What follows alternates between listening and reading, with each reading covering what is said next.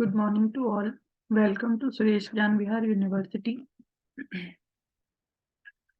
Today we are going to study re-engineering. ठीक है, अभी तक हमने पढ़ा कि सॉफ्टवेयर मेंटेनेंस कैसे किया जाता है या SDLC वगैरह काफी सारे टॉपिक्स हमने सॉफ्टवेयर इंजीनियरिंग के पढ़ लिए हैं. Today we are going to study re-engineering. Okay, now what is re-engineering? Let me start. Re-engineering means to re-implement systems to make more maintainable. In this, the functionality and the architecture of the system remains the same, but it includes redocumenting, organizing, modifying, and updating the system. Okay, when re-engineering principles are applied to business process, then it is called business process re-engineering. अब क्या मतलब हुआ इसका, हमने जो पढ़ा, re-engineering means to re-implement systems to make more maintainable. ठीक है, री इम्प्लीमेंट सिस्टम्स, री इंजीनियरिंग, री मतलब दोबारा. ठीक है, तो किसी भी सिस्टम को अच्छे से मेंटेन करने के लिए या उसको मोर मेंटेनेबल बनाने के लिए उसको री इम्प्लीमेंट करना, मतलब दोबारा से बनाना, दोबारा से इम्प्लीमेंट करना, इट्स कॉल्ड री इंजीनियरिंग. ठीक है, इसके अंदर क्या होता है, the functionality and the architecture of the system remains the same, but it includes redocumenting, organising, modifying and updating the system. ठीक है, इसके अंदर क्या होता है कि फंक्शनैलिटी मतलब कि वर्किंग और आर्किटेक्चर तो सेम रहता है, लेकिन जो सिस्टम की डॉक्यूमेंटेशन होती है वो दोबारा की जाती है, या उसको जो भी ऑर्गेनाइज जो भी पहले ऑर्गेनाइज किया था जैसे डॉक्यूमेंट्स को, या जो भी उसमें बनाया गया था, वर्किंग की गई थी, आर्किटेक्चर बनाया गया था, उसको दोबारा से ऑर्गेनाइज किया जाता है, मतलब कि अपडेट किया जाता है, मॉडिफाई किया जाता है. ओवरऑल ये है कि उसके अंदर कुछ भी मॉडिफिकेशंस करने को ही री इंजीनियरिंग की गई कहा गया है. ठीक है, when re-engineering principles are applied to business process, then it is called business process re-engineering. ठीक है, अगर re-engineering जो है वो बिजनेस प्रोजेक्ट्स के लिए किया जा रहा है, कोई जो भी सॉफ्टवेयर है वो बिजनेस से रिलेटेड है, तो उसको क्या बोला गया है, बिजनेस प्रोसेस री-इंजीनियरिंग. ठीक है, नेक्स्ट है स्टेप्स इन री-इंजीनियरिंग. अब इसमें क्या आएगा,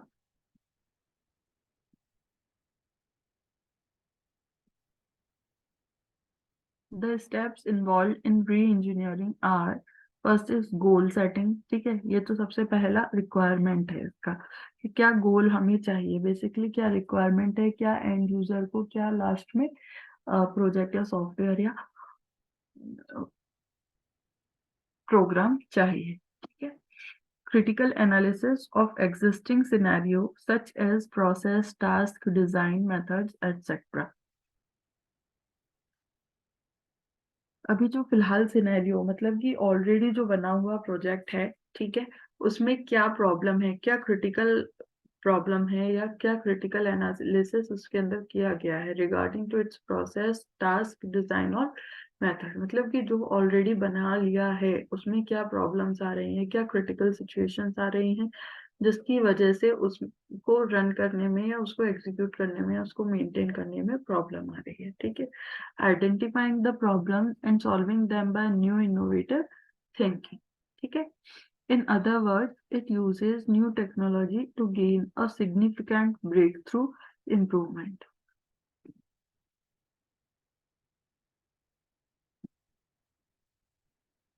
Software reengineering. अब ये क्या है, the principles of reengineering when applied to software development process, it is called software reengineering.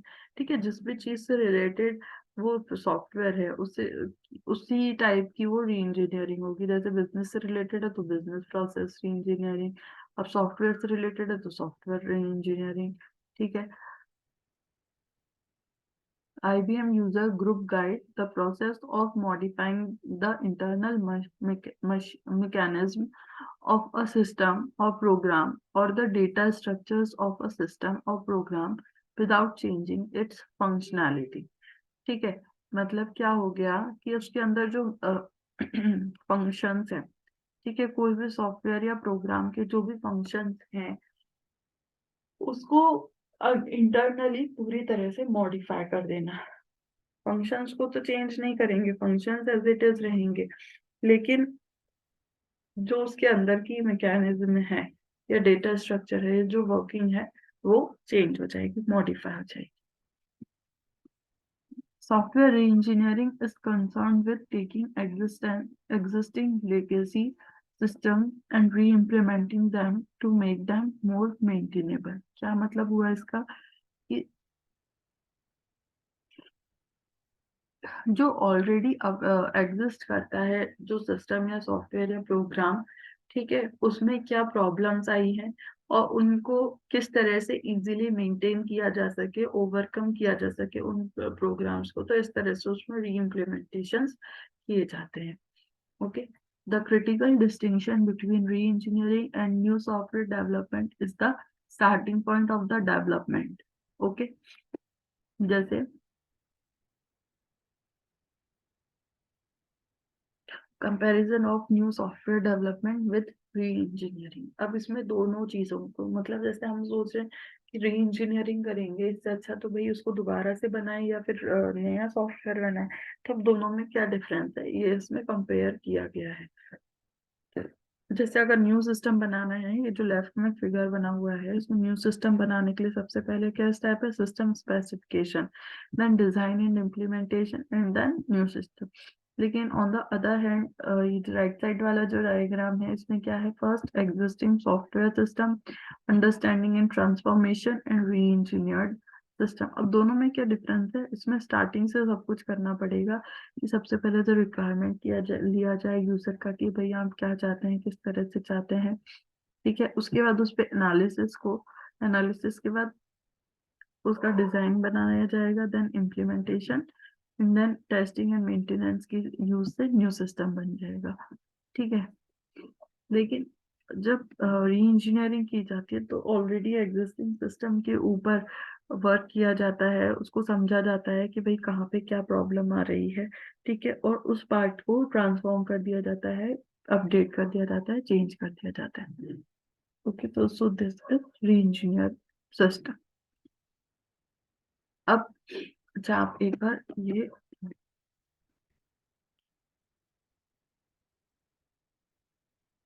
Note कर लीजिए डायग्राम।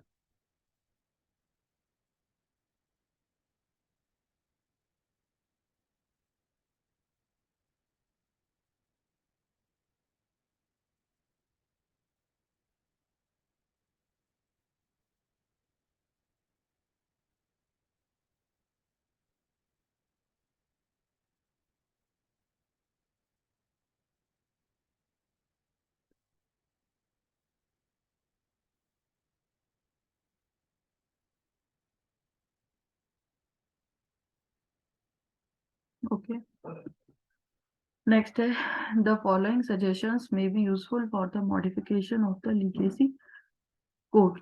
क्या है अब इसके अंदर कि कोई भी ऑलरेडी अवेलेबल कोड हो, ठीक है, उसको जब री इंजीनियर किया जाता है, ठीक है, री मॉडिफाई किया जाता है, तो उसमें क्या क्या स्टेप्स की जरूरत होती है या किस तरह से क्या क्या मोस्टली किया जाता है, ठीक है। फर्स्ट है study code well before attempting changes. Next is concentrate on overall control flow and not coding heavily. Comment internal code। एक मिनट,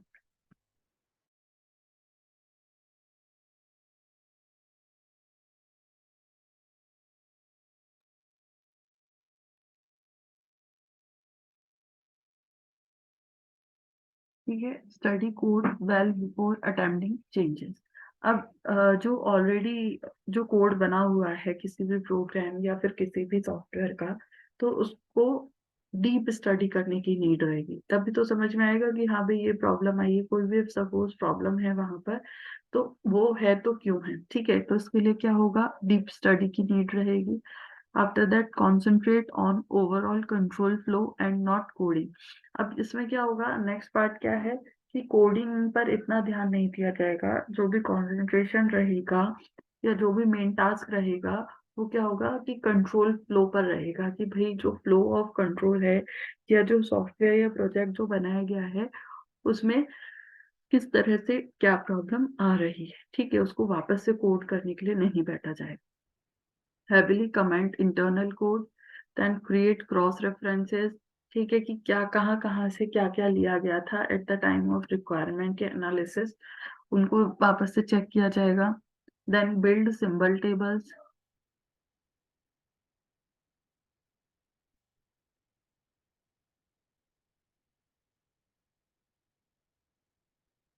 ठीक है।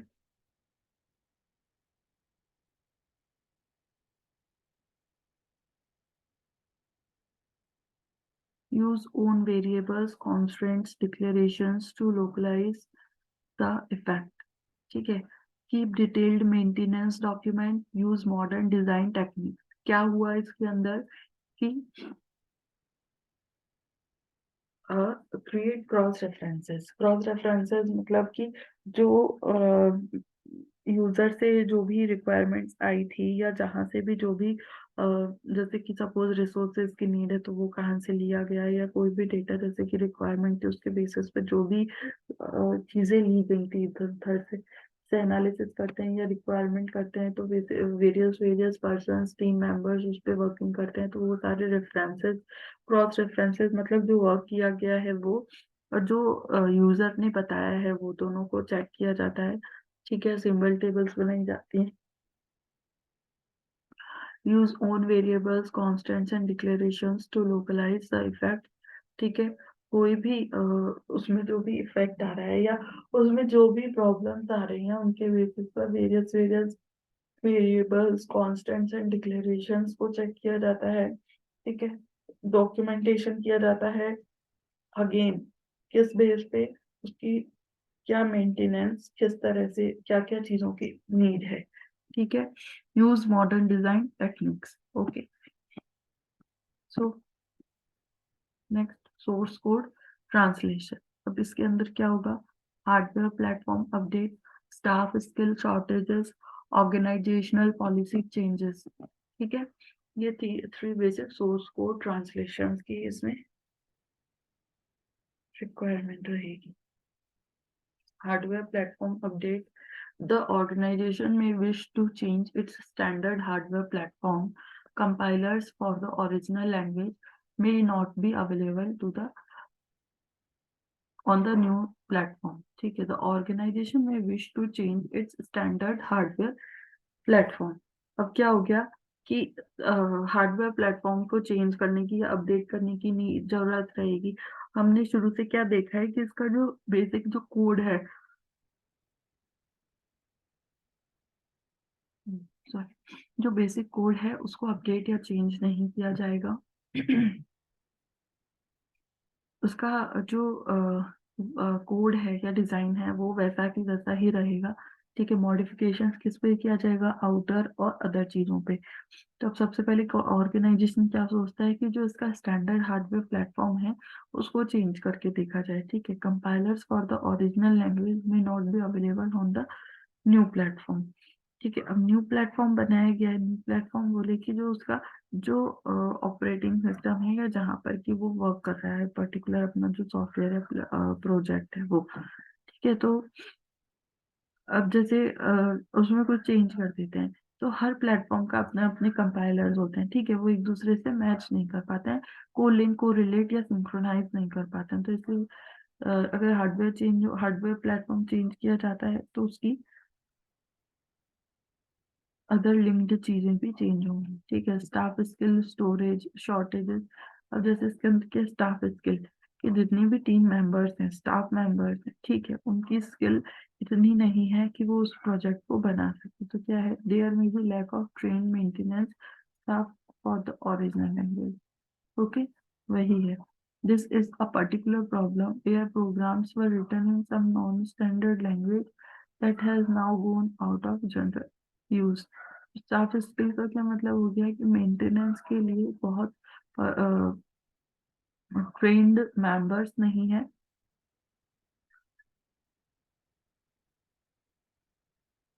ठीक है। तो इसके लिए क्या होगा कि वो अपडेटेड और एक्सपीरियंस्ड टीम मेंबर या स्टाफ की नीड होती। Next is organizational policy changes. An organization may decide to standardize on a particular language to minimize its support soft codes. Maintaining many versions of old compilers can be very expensive. ठीक है, organisation भी क्या करता है, कई बार बीच बीच में अपनी चीजों को या लैंग्वेज को या सिस्टम को चेंज कर देता है, जिससे क्या होगा, कॉस्ट में डिक्रीज होगा काफी। अगर उसमें डिक्रीज होगा तो क्या होगा, maintaining very version of old compilers can be very expensive.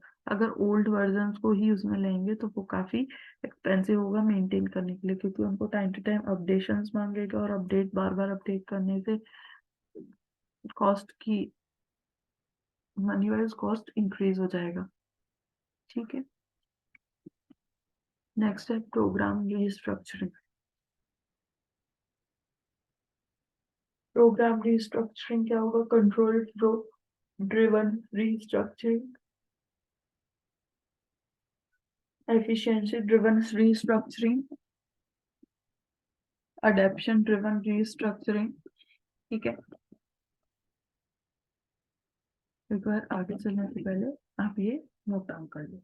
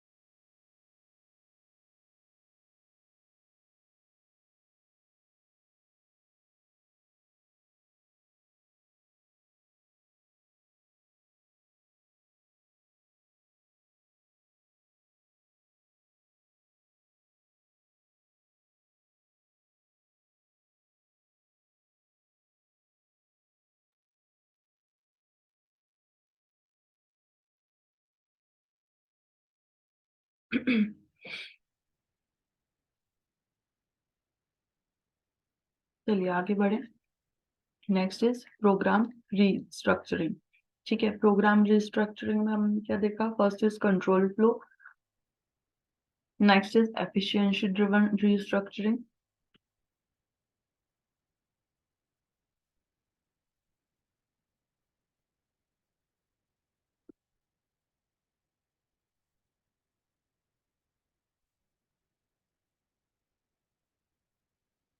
Adaptation driven restructuring.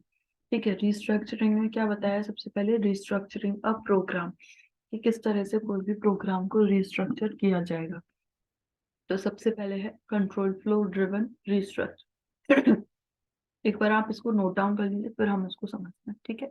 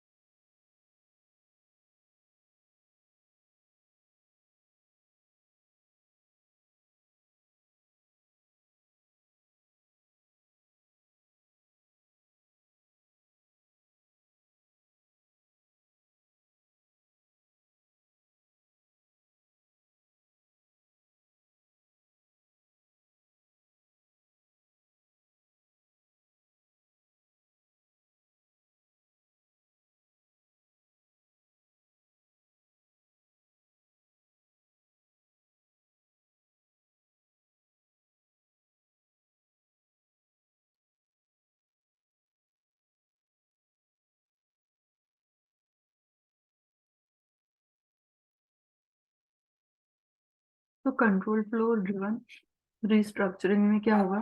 This involves the imposition of a clear control structure within a source code and can be either intermodular or intramodular in nature. Okay.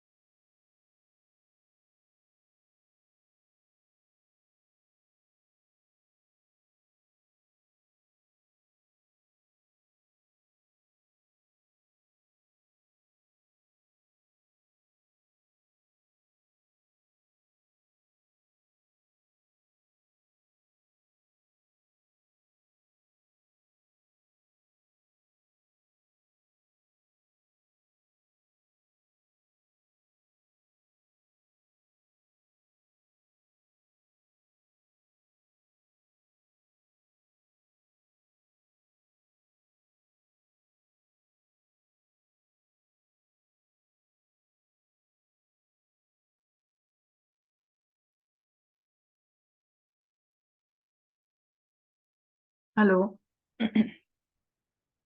Sorry for miscommunication. तो we were on the topic control flow driven structure. ठीक है। This involves the imposition of a clear control structure within the source code and can be either intermodular or intramodular in nature। ठीक है, अब इसके अंदर क्या है कि जो भी सोर्स कोड है उसमें क्या कंट्रोल है। मतलब जैसे सोर्स कोड में हमने दो तीन चीजें देखी थी। पहले एक तो सब रूटीन देखा था, एक फंक्शन देखा था। ठीक है।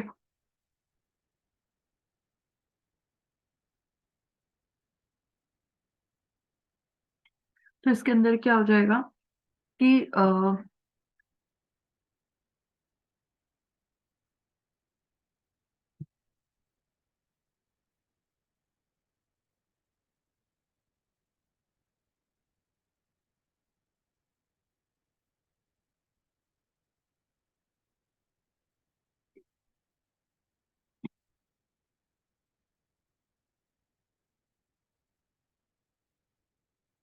next is efficiency driven restructuring.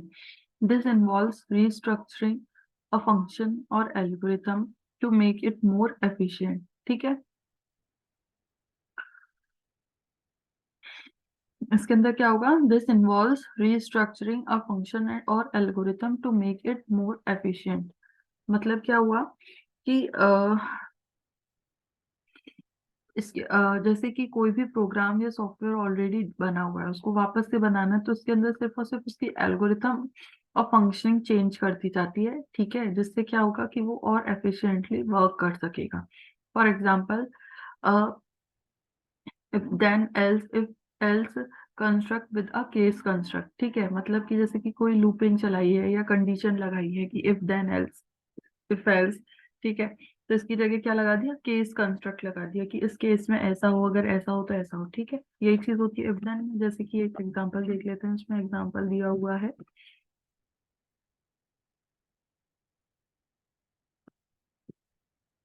Restructuring a programme. ठीक है, बिफोर रीस्ट्रक्चरिंग ये लेफ्ट वाला ए वाला पार्ट है, और आफ्टर रीस्ट्रक्चरिंग ये बी वाला पार्ट है। तो रीस्ट्रक्चरिंग से क्या क्या चेंजेस हो जाते हैं कि like if score is greater than equals to 75 then grade is equals to A.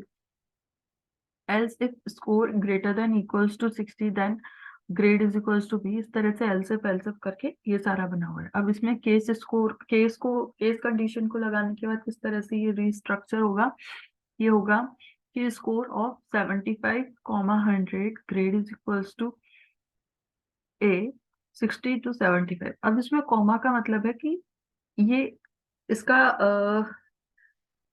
Reason बता दिया है। ठीक है, कि इस रेंज में अगर ये रहता है तो ग्रेड ये होगी, और एंड। ठीक है, केस स्कोर ऑफ, इसमें दोनों का सिंटैक्स डिफरेंट डिफरेंट हो जाता है, सिंटैक्स डिफरेंट हो जाता है, स्ट्रक्चर डिफरेंट हो जाता है। तो इससे भी मेंटेनेंस में चेंजेस होते हैं कि इजी और हार्ड का फर्क पड़ता है। ठीक है, साथ ही साथ आपका प्रोग्राम चेंज होने से उसकी वर्किंग सेम रहेगी। ठीक है, फंक्शनैलिटी में कोई प्रॉब्लम नहीं आएगी। मतलब जो आउटपुट आना है वो तो सेम आएगा, लेकिन उसकी डिजाइन में या प्रोग्रामिंग में, कोडिंग में चेंजेस कर दिए जाते हैं। ओके, नेक्स्ट है adaptation driven restructuring। This involves changing the coding style in order to adapt the program to a new programming language or new operating environment। For instance, changing an imperative program in Pascal into a functional program in Lisp। इसके अंदर क्या होगा कि जैसे कोई भी code already generated है, बना हुआ है, उसकी लैंग्वेज को चेंज कर दिया जाए। ठीक है, जिससे कि क्या होगा, वो इजीली वर्क कर पाएगी, अंडरस्टैंडेबली वर्क कर पाएगी, साथ ही साथ उसकी मेंटेनेंस भी इजी हो जाएगी। ठीक है, किस तरह से इजी हो सकती है, जैसे कि कोई बंदा काम कर रहा है, मेंटेनेंस वर्क कर रहा है। ठीक है, अब वो जो उसको समझता है, वो सपोज पास्कल की जगह वो सिर्फ लिस्ट समझता है। ठीक है, तो वो क्या करेगा, जब पास्कल समझता ही नहीं है तो उसमें क्या मॉडिफिकेशन या क्या मेंटेन करेगा उसे, तो उसके लिए अपने एक्सपीरियंस के अकॉर्डिंग वो अपने उसमें चेंजेस कर देता है। ओके, ये इसको और नोट डाउन कर लीजिए आप एक बार।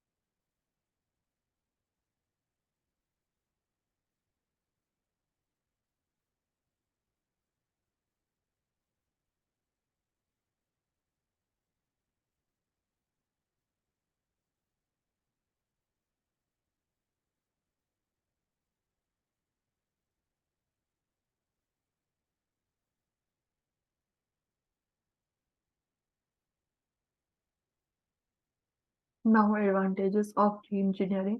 एडवांटेजेस क्या होंगे?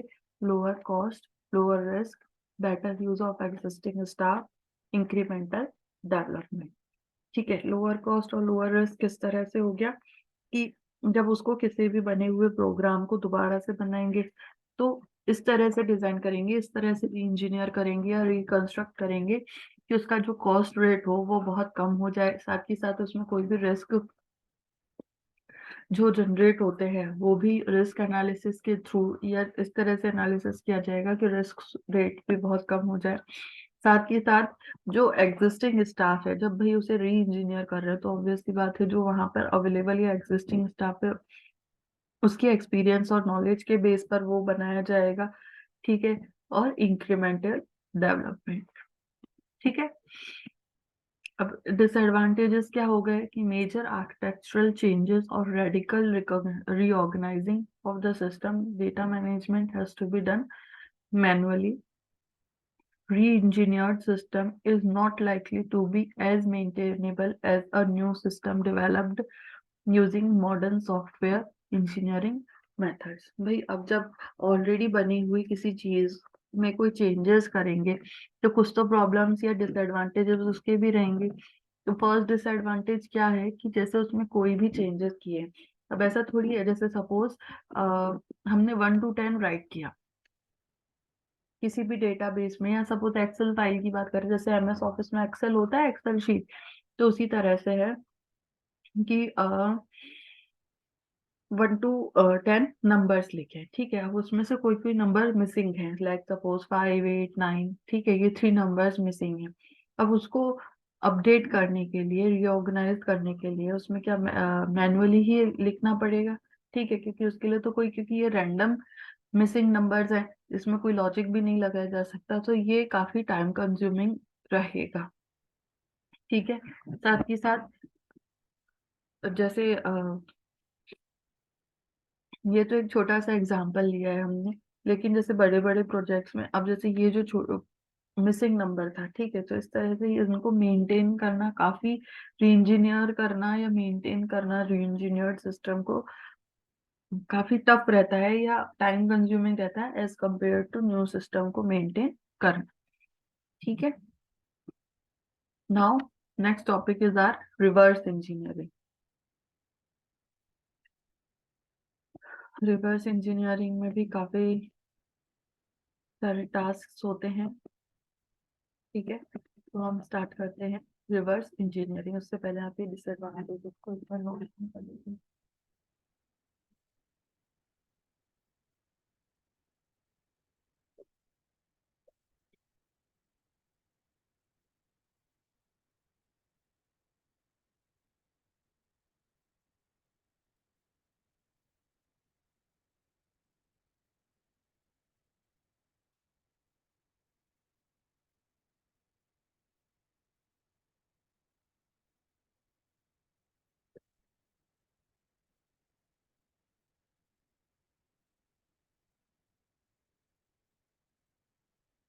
चलिए आगे बढ़ते हैं।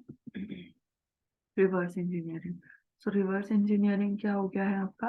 Reverse engineering is the process followed in order to find difficult, unknown and hidden information about a software engineering. अब इसके डायग्राम से क्या समझ में आ रहा है, कैसे रिवर्स जाएंगे? जैसे हम कोई भी कोड बनाते हैं, ठीक है, कोई भी प्रोग्रामिंग करते हैं, तो उसमें रिवर्स जाना मतलब कि जैसे जैसे आए थे हम फॉरवर्ड डायरेक्शन में, वैसे ही आप बैकवर्ड डायरेक्शन में जाएंगे। लाइक सबसे पहले कोड को चेक किया गया, ठीक है, कोड सही है या नहीं। अगर कोड सही है, कोड की वर्किंग सही है, तो अब देखा जाएगा कि जो मॉड्यूल का स्पेसिफिकेशन था, कोड तो कंबाइंड फॉर्म में हो गया, ठीक है, तो अब उसको एक मॉड्यूल स्पेसिफिकेशन, मतलब उसको छोटे छोटे मॉड्यूल्स में डिवाइड करके उसके एक एक मॉड्यूल को चेक किया जाएगा, स्पेसिफाई किया जाएगा कि हाँ भाई ये प्रॉपरली वर्क कर रहे हैं नहीं कर रहे हैं, और रिक्वायरमेंट के अकॉर्डिंग ये बने हुए हैं या नहीं। फिर उसके ये चेक करिए, ये स्टेप अगर ये भी ठीक आता है तो फिर उसके और ऊपर जाया जाता है। Next that is design phase. Designing check की जाती है कि हाँ अकॉर्डिंग टू रिक्वायरमेंट ये डिजाइन जो बनाया गया था वो फुलफिल कर रहा है नहीं कर रहा है, कहीं इसी में तो कोई प्रॉब्लम नहीं है, कोई पॉइंट नहीं रह गया बनाने से। ठीक है, इस तरह से फिर उसके बाद रिक्वायरमेंट्स स्पेसिफिकेशन, रिक्वायरमेंट्स को चेक किया जाता है कि हाँ ये जो रिक्वायरमेंट्स के टाइम पे जो भी पॉइंट्स कवर किए गए थे, नोट डाउन किए गए थे, ये सारी सही से नोटेड थे या नहीं, कहीं चीज पेज में तो प्रॉब्लम नहीं रह गई। Okay, so reverse engineering is the process followed in order to find difficult, unknown and hidden information about a software system. ठीक? Now, software reverse engineering is the process of recovering the design and the requirements specification of a product for an analysis of its code.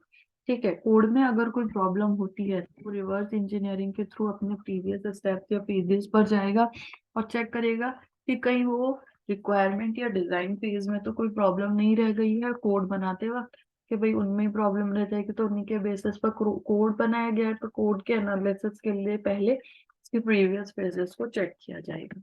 ठीक है, the purpose of reverse engineering is to facilitate maintenance work by improving the understandability of a system and to produce the necessary documents for a legacy system. ठीक है, आया समझ में? इसका main purpose क्या होगा? इसका मेन पर्पस होगा कि किसी भी सिस्टम की मेंटेनेंस को इजी बनाने के लिए, ठीक है, क्या करना होगा? उसकी अंडरस्टैंडेबिलिटी को बढ़ाना पड़ेगा कि हाँ भाई, अब जैसे कोई सिस्टम के लिए बिठा दिया जाए, जैसे सपोज ए एक सिस्टम बनाया गया है, कोई भी सपोज लाइब्रेरी सिस्टम बनाया गया है, लाइब्रेरी मैनेजमेंट सिस्टम, और किसी अननोन पर्सन को, अनएक्सपीरियंस पर्सन को, या उस के बारे में जिसको कोई इंफॉर्मेशन ना हो, नॉलेज नहीं है, अननॉलेज पर्सन को उसको मेंटेनेंस करने के लिए बिठा दिया जाए, तो वो कैसे कर पाएगा भाई? उसे कुछ उसके बारे में नॉलेज ही नहीं है, तो इसलिए उस पर्टिकुलर सिस्टम की अंडरस्टैंडेबिलिटी को बढ़ाकर और उसके रिगार्डिंग नेसेसरी डॉक्यूमेंटेशन को बढ़ाकर ही उसकी मेंटेनेंस को बढ़ाया किया जा सकता है। तो उसके लिए इसका मेन पर्पस होता है, मेन यूज होता है रिवर्स इंजीनियरिंग। अब इसके क्या स्कोप और टास्क हो सकते हैं? The areas where reverse engineering is applicable are program comprehension, redocumentation और document generation, recovery of design approach and design details at any level of abstraction, identifying reusable components, identifying components that need restructuring, understanding high level system description। ठीक है, क्या हुआ ये? Programme comprehension, सबसे पहले programme को comprehend किया जाता है, ठीक है, समझा जाता है। उसके बाद रीडॉक्यूमेंटेशन होगी उसकी, recovery of design approach and design details at any level of abstraction। ठीक है, किसी भी लेवल पर डिजाइन की डिटेल्स या डिजाइन अप्रोच को रिकवर किया जा सकता है। ठीक है, आइडेंटिफाइंग रीयूजेबल कंपोनेंट्स, मतलब सारी चीजों को रीयूज करने के लिए वेल मैनर्ड में फॉर मेंटेनेंस इसका यूज किया जाता है। रिवर्स इंजीनियरिंग प्रोसेस क्या है इसमें? सबसे पहले सिस्टम टू बी री इंजीनियर, और सीधी सी बात है वो तो आएगा ही। फिर उसके बाद इससे टू एरोज आउट हो रहे हैं, क्या? Automated analysis and manual annotation. ठीक है, तो मतलब री इंजीनियर करना है किसी भी सिस्टम को, तो दो तरह से किया जा सकता है, या तो वो ऑटोमेटिकली हो, ठीक है, या फिर मैनुअली हो। किसके बेसिस पे होगी? सिस्टम इंफॉर्मेशन स्टोर, ठीक है, वहां से आउटपुट जनरेशन होगा। फिर program structure design, data structure design and traceability matrices. भाई सबसे पहले सिस्टम लिया गया जिसको इंजीनियर मतलब इंजीनियर करना है, अब उसको एनालिसिस करना होगा उसके बेस पे, तो दो तरह से एनालिसिस किया जा सकता है, या तो ऑटोमेटिकली मशीनों के through with the help of previous coding, ठीक है, और या फिर मैनुअली उसको किया जाएगा। दोनों कुछ भी कर, किसी भी चीज को यूज में लेके फिर क्या होगा, सिस्टम की इंफॉर्मेशन स्टोर की जाएगी, फिर वहां से डॉक्यूमेंटेशन होगा, और फिर वहां से अलग अलग तरह से डायग्राम बनाए जाएंगे कि प्रोग्राम स्ट्रक्चर प्रोग्राम्स के बेसिस पर, या डेटा स्ट्रक्चर्स के बेसिस पर, या फिर ट्रेसेस में। ओके,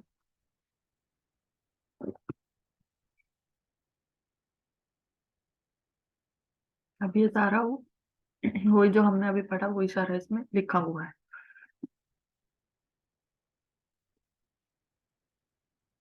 अब आगे हम पढ़ेंगे लेवल्स ऑफ री इंजीनियरिंग। ठीक है, एडवांटेजेस, डिसएडवांटेजेस या reverse, forward and re engineering.